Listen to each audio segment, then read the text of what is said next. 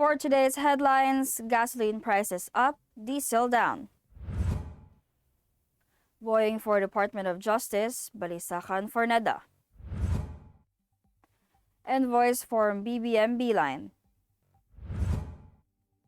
Rody to Bongbong consider nuclear energy. No CCTV, no business permit. E-sabong websites still proliferate according to PNP ACG. Golden performance. China province testing 100 million for coronavirus every 2 days. Good morning, I am Venice Bautista and this is Tribune News on Q. Today is May 24, 2022, and these are the latest news of this Tuesday morning.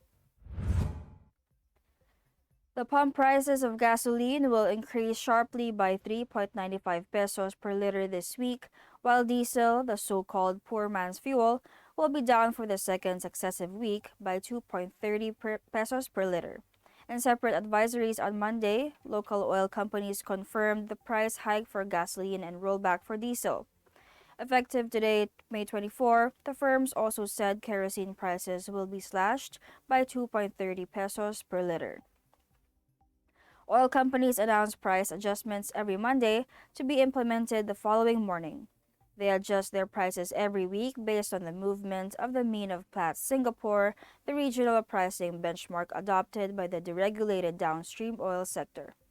Being a net importer of oil, importers and the government cannot assure motorists of oil price reductions because the country is directly affected by volatility in the international market.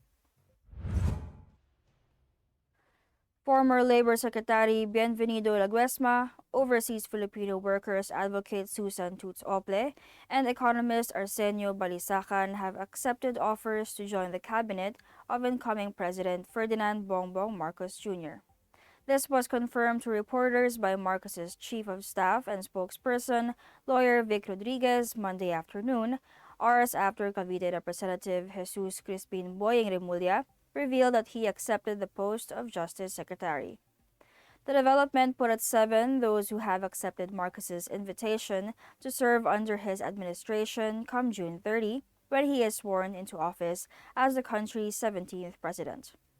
On Sunday, Rodriguez said he accepted his posting as Executive Secretary, ditto with Vice President-in-Waiting Sara Duterte Carpio as Education Secretary and former Mayor Benhur Abalos as Interior and Local Government Secretary days back.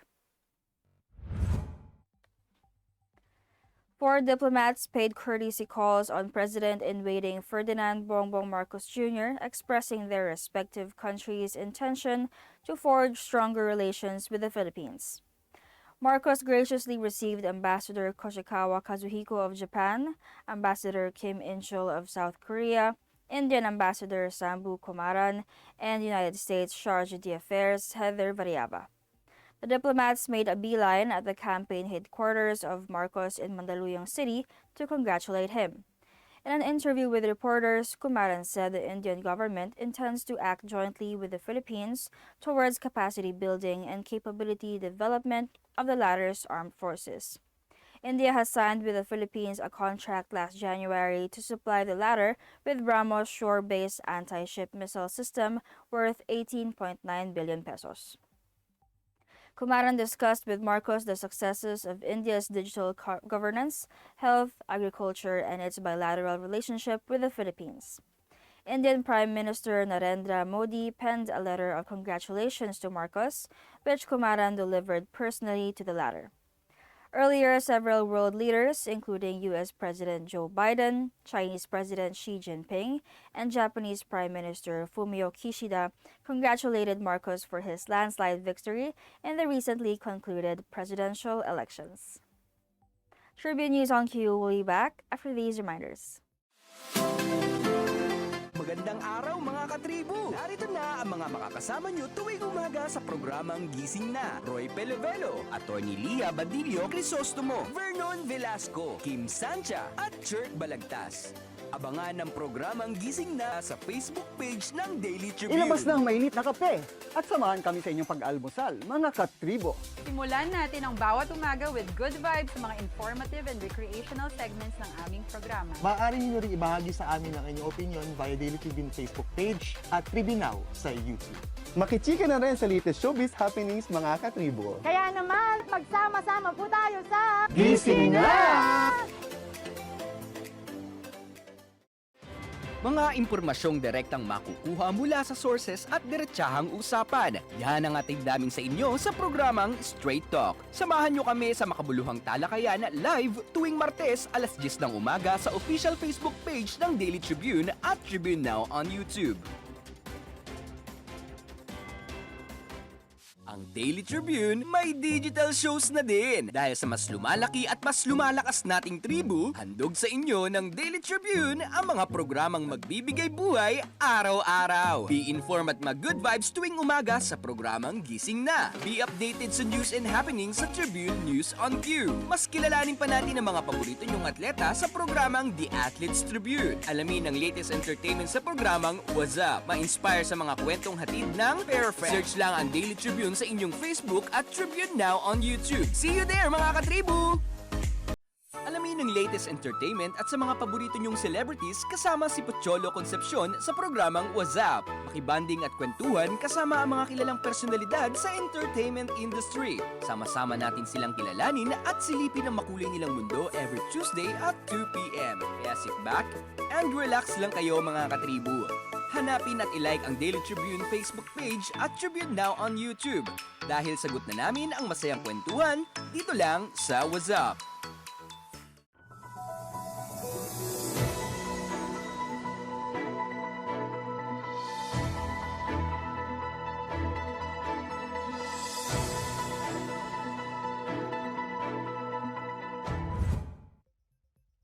We are back on Tribune News on Cue.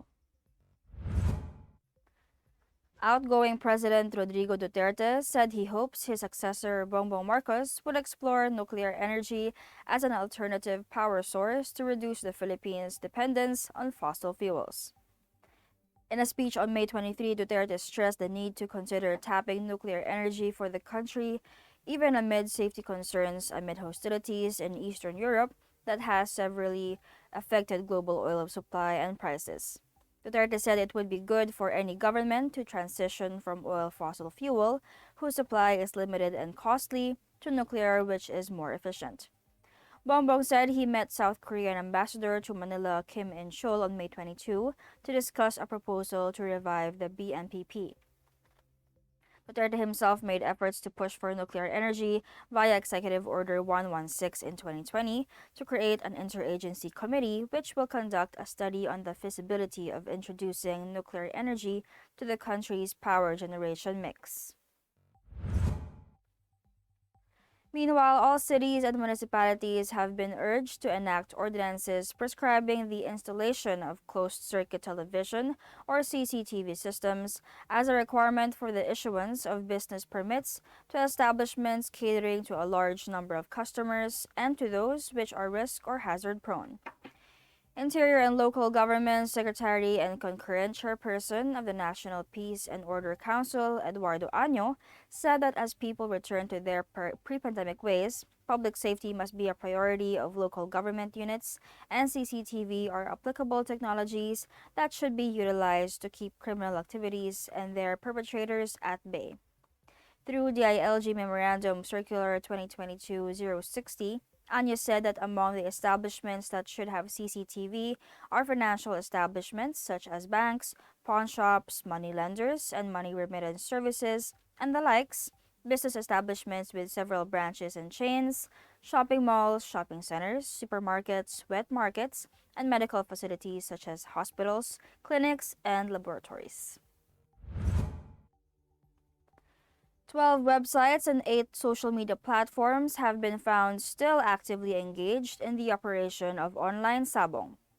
Philippine National Police Anti-Cybercrime Group Director Police Brigadier General Robert Rodriguez submitted a special report to the Office of the Department of the Interior and Local Government Undersecretary Jonathan Malaya on the investigation being conducted on websites and other social media platforms being used by illegal operators of e-sabong.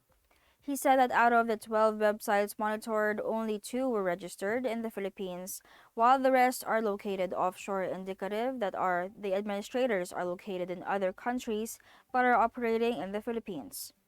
Rodriguez said administrators and operators of e-sabong take advantage of a crowd of faceless anonymities to continue to operate online sabong despite the president's pronouncement for its immediate stoppage. Tribune News on Q will be back. Stay with us. Mapalutong bahay man o sumptuous meal for special occasions, sagot na kayo ng tropang Kalanpag. Dahil atid sa inyo ng Daily Tribune ang fun and exciting cooking show na Kalanpag, manood at matuto kung paano lutuin ang mga favorite nyong recipes. Sabayan pa ng fun and inspiring na kwentuhan sa kusina. I-upgrade na rin natin ang mga nakasanayang traditional dish ng pamilya. Plus, healthy tipid tips na ibabahagi ng tropang Kalanpag. Matuto, mabusog at ma-good vibes dito lang sa Kalanpag tuwing Lunes, 10:30 a.m. sa Daily Tribune Facebook page at Tribune Now on YouTube. Fun and inspiring na kwentuhan?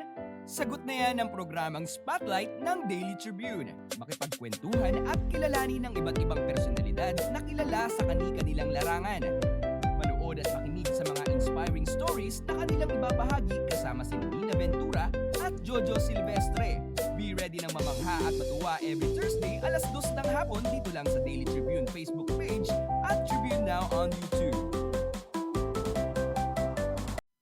Makinig at makisali sa usapan every Friday night at 6 p.m. sa I Speak Katribu Podcast.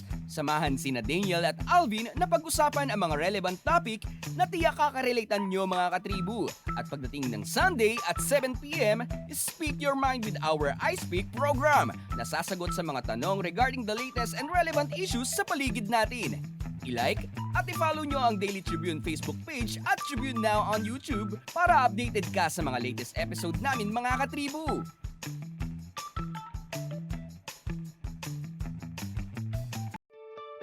Mga katribu, tara na't makiisa at matuto sa mga public service programs hatid ng Kalingang Katribu. Tuwing Lunes, nandyan ang usapang business na magbibigay tips at inspirasyon sa mga aspiring entrepreneurs kasama si Vernon Velasco.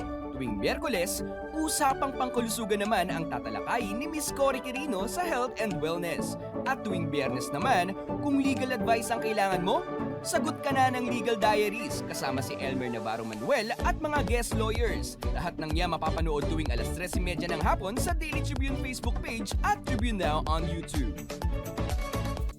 Non-stop showbiz update ba ang hanap nyo? Sagot na yan ang aming Tribune Extra. Balitang entertainment at lifestyle, mapa-local man o international, meron kami niyan. Manood at makichika na kasama si Kim Sancha, Lunes hanggang Biyernes, alas 5 ng hapon sa Tribune News on Q at separate premiere nito ng alas 7:30 ng gabi. Mapapanood sa Daily Tribune Facebook page at Tribune Now on YouTube.